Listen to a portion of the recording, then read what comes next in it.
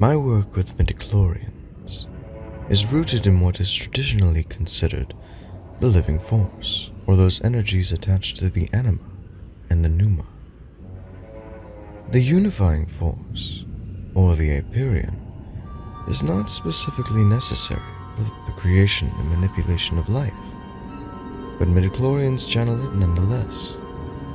As I look at the force in a new light, I have found new applications for these omnipresent states.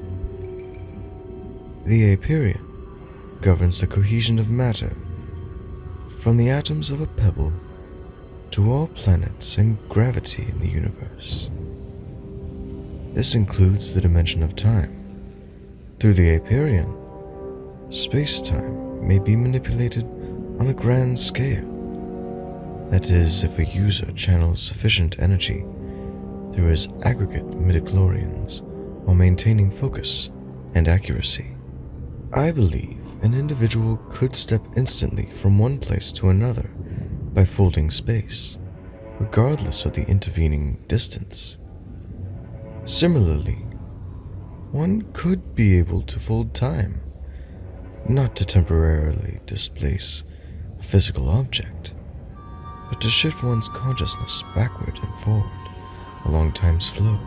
Such a thing would permit the study of all knowledge through history, even the secrets recorded in the long-lost library of Subversus.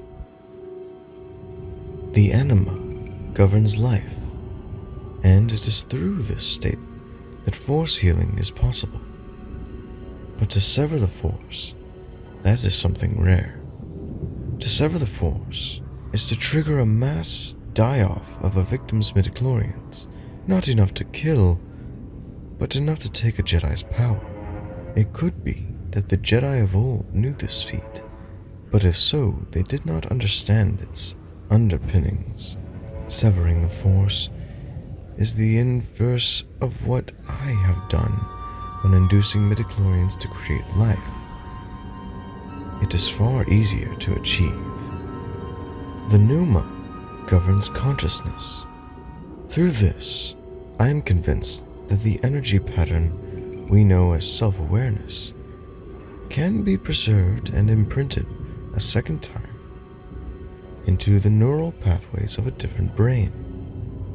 This process would be simplest with a cloned body that is identical to the subject's own, though in theory, any advanced biological form would prove sufficient. Body swapping of this nature is riskier than simply sustaining one's own life through midichlorian manipulation. In dire emergency, however, it could serve as an escape against oblivion.